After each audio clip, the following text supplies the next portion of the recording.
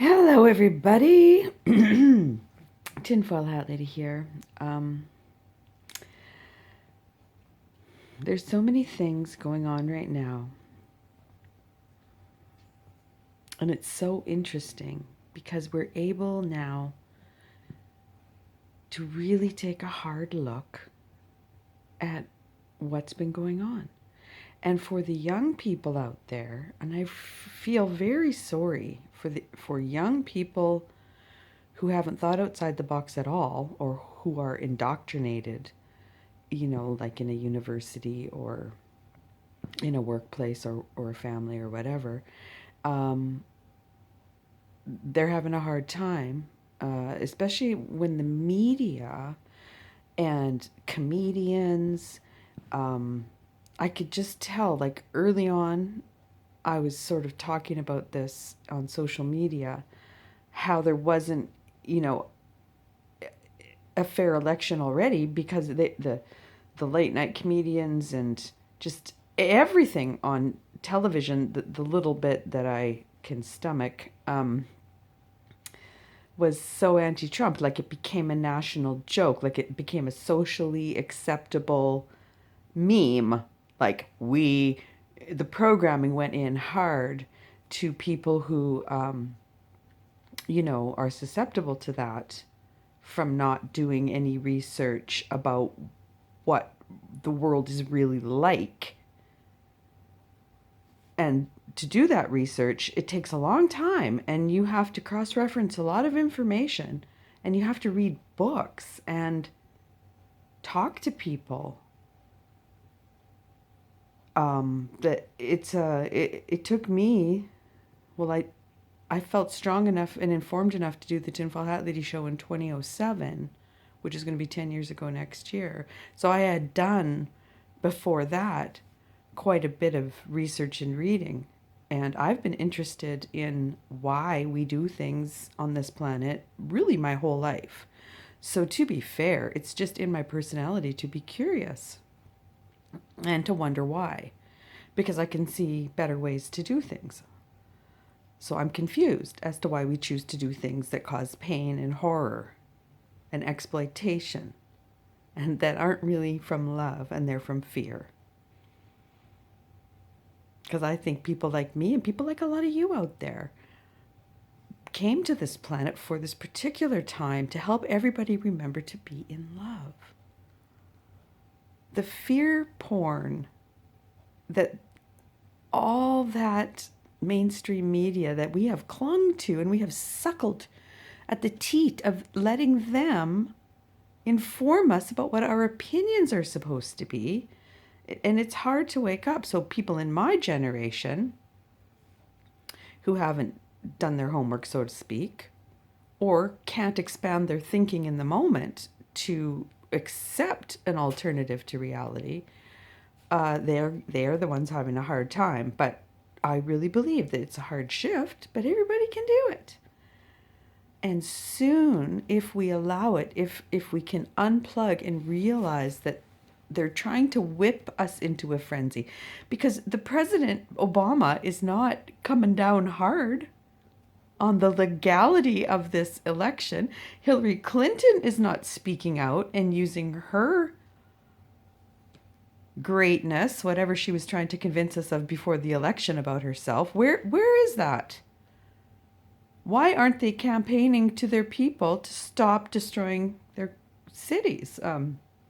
They are obviously on the payroll of Soros, George Soros, who, if you don't know who he is, you should.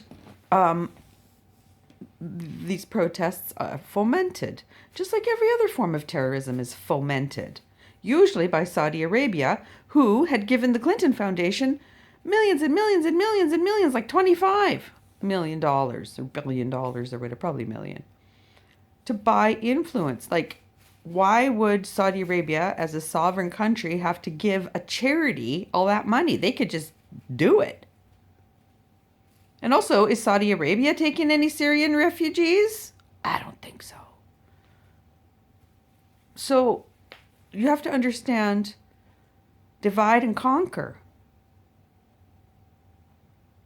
The super entity the cabal, the nubby on the top of the pyramid, has been exploiting us with a criminal financial system, with a criminal justice system.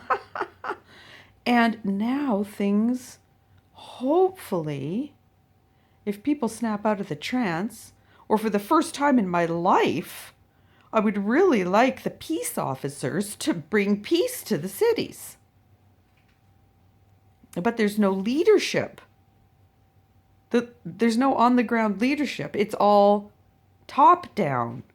So the puppets are all right now because they can't come out against it, which would be the right, honorable, truth, love thing to do. They sell us who they are. Well, act it. Actions speak louder than words. Just like when, there was no concession speech on election night for all those poor people standing out there, no matter what I think of Hillary Clinton and her crimes. Get your butt out there, and at least for 2 seconds, let them see you be a person. Which is why you lost the election, because nobody could connect with you. We're frightened of you. You're cold. And you take money. And other things. Regardless. What I'm trying to say is there's an opportunity here for us to really remember what freedom is, what sovereignty is, what abundance is.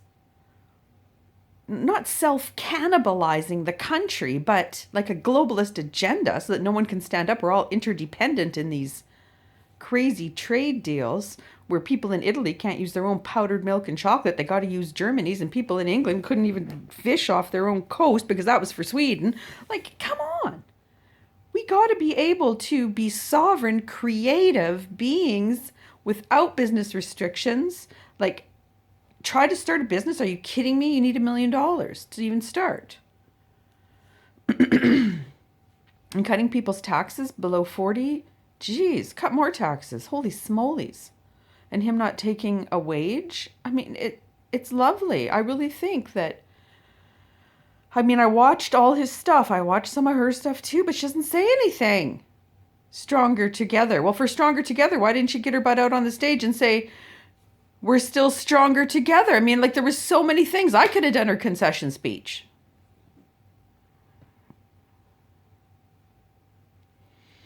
But it's being revealed, and we want quality. We want reality. We want some truth. And if people are feeling scared and racist, well, that has to come to the surface like a big zit, and it's got to be popped. And all the people on the left, you're acting like fascists, like you're coming around. I experienced this energy myself. Now, I thought, and I always considered myself leftist, I live in Canada, that meant that you acknowledge everyone's rights. This was a legal election. Like, what? Yeah, we acknowledge everyone's rights, except when we're sold a bill of goods, and now we have to, put you down because we consider you as evil. Holy doodle. It's frightening. Everybody just needs to sit down, look in their heart. They are the ones that create their experience. A president cannot take your culture away, take your ethnicity away, take away your sexuality, take away your femininity, your masculinity. That is for you. And you have it. It's like when the feminists march, another co-opted ism, to the men, give us our rights, like men had their rights to give them. Oh, I'm going to get a bunch of hate about that. But think about it now, what I'm trying to say. It's like when the women took over the parliament in Iceland, they just stopped working. They used their power, kind of like how Gandhi had that peaceful revolution. So we need to empower ourselves and quit looking to the outside. No president is going to save us. Like Snowden said, you can't hope for an Obama or fear a Trump. But you have to do it yourself. And we all need to take some personal responsibility for trying to heal and care for each other like family, so we can move towards new ways of being and doing on this planet that we're going to have the opportunity for soon, I hope.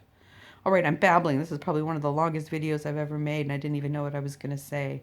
But it really pains me to see this odd conception. And then Barbara Boxer, the senator, puts a bill in to change their beautiful republic to popular vote only and electoral votes don't count.